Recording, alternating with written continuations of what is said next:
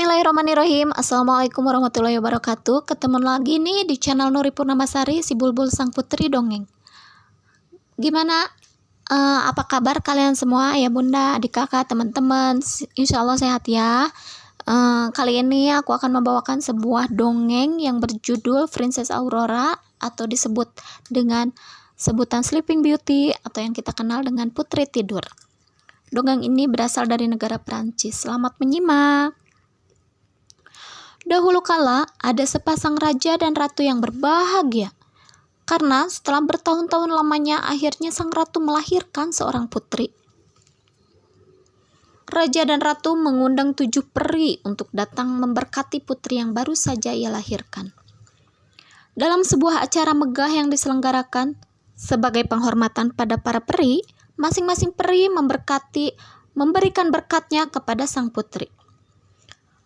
Peri pertama mengatakan, "Kamu akan menjadi putri tercantik di dunia." Peri kedua mengatakan, "Kamu akan menjadi seorang putri yang periang."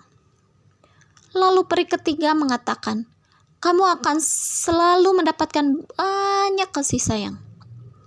Peri keempat mengatakan, "Kamu akan dapat menari dengan sangat anggun." Lalu peri kelima mengatakan, "Kamu akan dapat bernyanyi dengan sangat merdu." Peri keenam mengatakan, "Kamu akan sangat pintar memainkan alat musik." Tiba-tiba datanglah seorang peri tua ke tengah acara itu.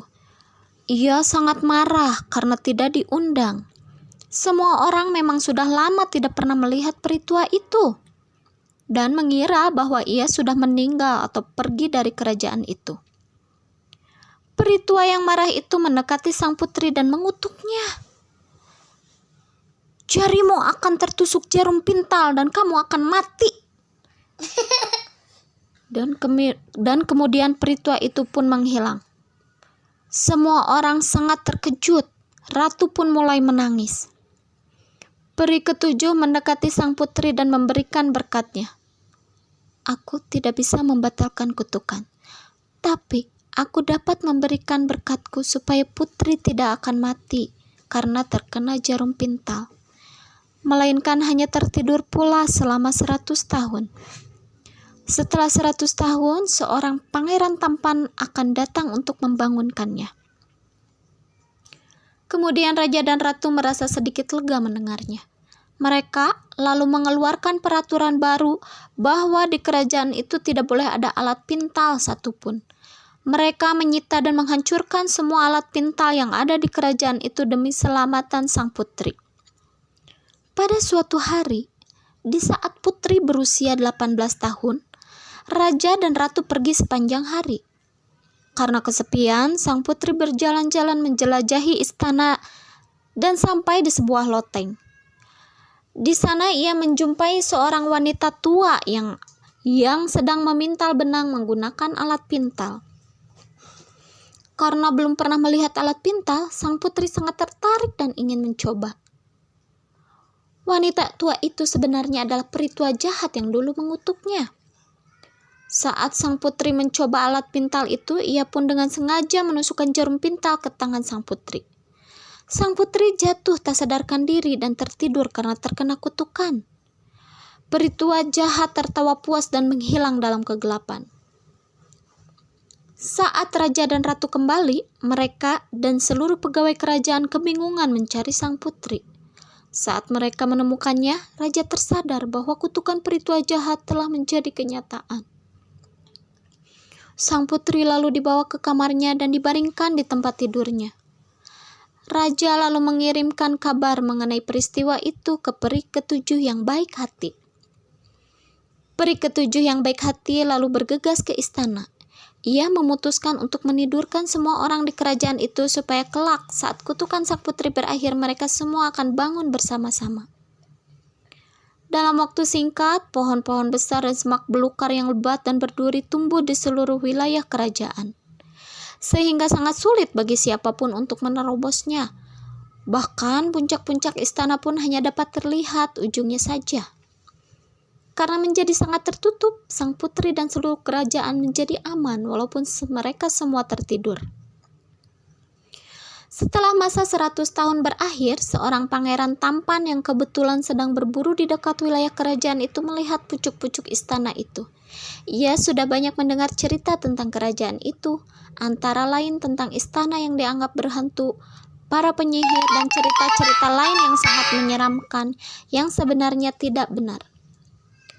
Karena penasaran, saat kembali dari berburu, sang pangeran mencari orang tua yang paling bijaksana dan pintar di kerajaan untuk menanyakan tentang kerajaan tetangga yang penuh misteri itu.